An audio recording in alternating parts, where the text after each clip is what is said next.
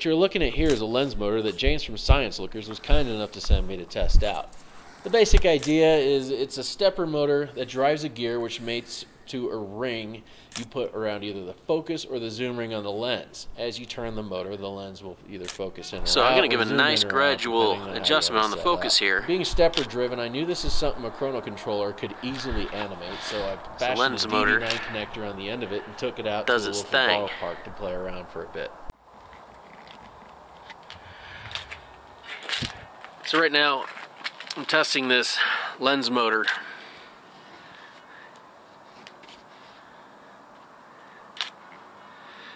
So as that turns, it rotates the lens. I already did the movement to rotate the lens. But I just want to show you, I got my GoPro. It looks awfully complicated right now, mainly just because the GoPro's on there, the arm's on there. This Manfrotto Magic Arm, once again, I can't say enough about it. But what I want to call attention to is, see this? This is coming out from the lens motor into this extra Chronos controller I have. Now, this Chronos controller was not set up, optimized, or anything for this. And you very well may see that in the resulting output. Because at one point I had the motor spin in the wrong direction. It's got a hard stop, so it tugs it. And you're going to probably see that in the output. Now I'm going to bring it back down and try to do a smoother job on the way back on the return trip after this is done. But what I did was I set this in live ramp mode. I put in live ramp, and basically, even without this thing being in any way optimized for the lens controller, it works beautifully. All I did was I just tell it to move a couple steps one direction and move more steps the next time and more the next time, or to start decreasing the amount of steps and eventually swap directions. So this is kind of a way where you can use these controllers for various things. It doesn't have to just move this. You can use it for a variety of different things. So if you get a pan head or tilt or something that is stepper controlled, wired up with one of these bad boys, just a plug, you can plug it in here and you can get instant control of that thing, and you can synchronize them up. So right now I've got this lens controller and the camera both and the Chronos and the camera, everything all synchronized together, and it was not very much effort at all. So I'll show the result of this. So far though, I'm pretty happy. Right now it's sitting at infinity. Let's see it's sitting at infinity. So I'm going to get back up to the top and I'm going to bring it back down for a routine trip, and I'll show you it in action and how it's working.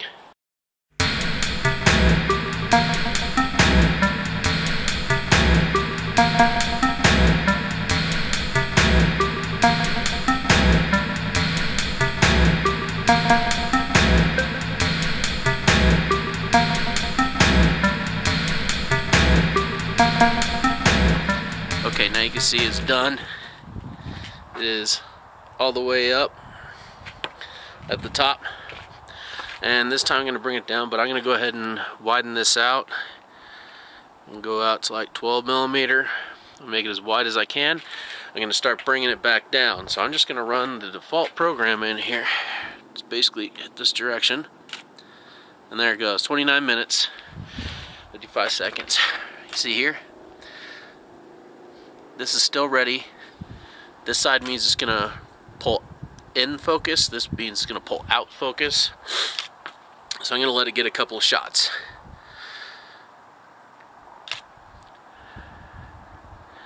Once these shots go, I'm going to let it, oh yeah, the GoPro on here is just get a little time lapse of the actual gears in action as it happens. Thought that might be a neat little get out. This thing looks awfully complicated at this point, but it's really not. So I'm just going to let it run for a couple minutes, and what I'm going to do is I'm going to alternate pulling in and out with it. So I'm probably going to let it get up to about 15 shots. Where are we at? We're at 11 shots. So I'm going to let it get up to, I'm going to let it go to 30. Then I'm going to start pulling the focus. So I'll start back in a sec. 27 shots. So as I said earlier, I'm live ramping on the axis for the fourth axis. Okay, so it's about 30. All right, so as you can see here, this is sitting at God, the focus on this thing. Okay, it's sitting on infinity, right? So what we're gonna do is we're gonna start knocking this down. So I know that this direction is to pull it in.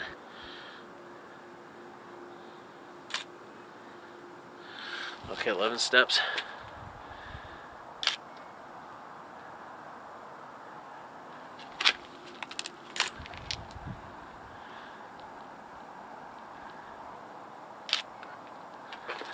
Okay, here it goes.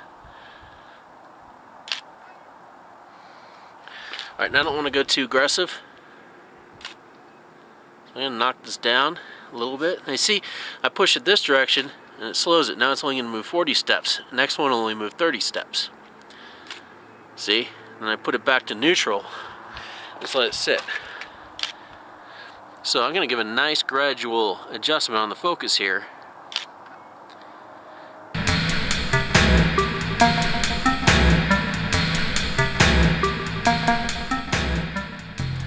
Okay, starting to get down to the end of this one. Okay. So the thing is, I don't want it to pull. Okay. So what I got to start doing is throttling down the ramping here. So I'll just like take 5 off and let it sit like that for a couple seconds. It's getting close to the end, which is the 0.3. And if this keeps going, it's going to pull the lens, and you're going to see that move. So that happened last time. My goal is to keep that from happening this time. Okay, so go ahead and throttle it down just a little bit more.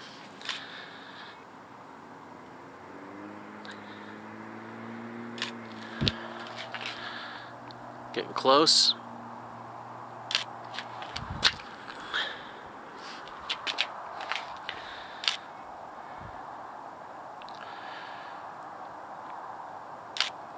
Yeah, this part's probably boring. But anyway, that's the gist of it. You got to pay attention to what it's doing and know when you got to start throttling that speed back a little bit. Once it's doing 21 steps each time, once that gets to 0, it will flip directions to the other direction. So, alright, go ahead and knock that down to 5 and watch what happens. 11, 6, because it minuses 5. Next one will be 1. And watch. Now this next one, it's going to flip directions. See? Dots on the other side. And look at that. Perfect. So I'm going to let that run like that for about 20-30 shots. Then I'm going to start adjusting the focus again. Okay, so just a heads up, this 4th axis controller, the controller's mine of course, but the hardware itself is not. It was actually on loan to me from a guy I've talked to from time to time. I believe he's out in the California area. And he's made several of these things for various people. Sometimes people order them up for him, and I will contact him and see if he wants me to put his information out there at the end of this video and see whether, in case anybody's interested in ordering up one of these. So far, I do like it. I do like it. It seems to be very effective. It's not very heavy. It's pretty lightweight, even with that rail. The arm, as you can see here, this Manfrotto Magic Arm has no problem holding all the weight of this, which is pretty much just an aluminum square tube, and then that's more aluminum parts and aluminum tubing. So they're very lightweight. There's not really much weight there.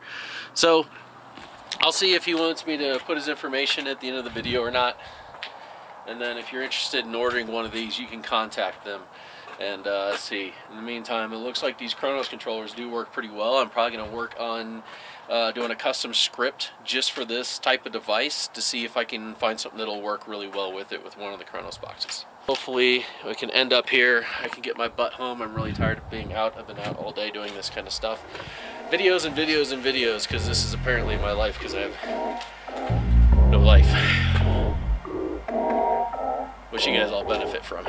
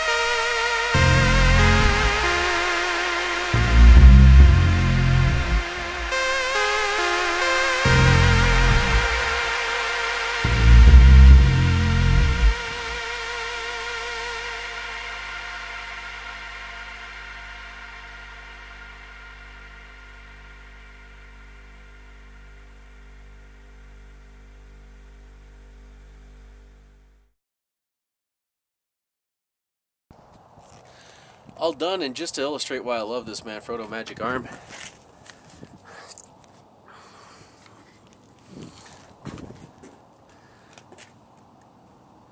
holds it pretty good. Thing kicks ass. The only thing is there's the kind that's got the knob and the kind that's got this. This one's been transformed to where it acts like the one with the knob, because the one with the knob's better, you tighten it up. This one has this little cute locking mechanism that fails, and then it sucks. So I had to pull out the bearings, threw in some lock washers, put it all back together, and it works just like the other one now. Anyway, all done.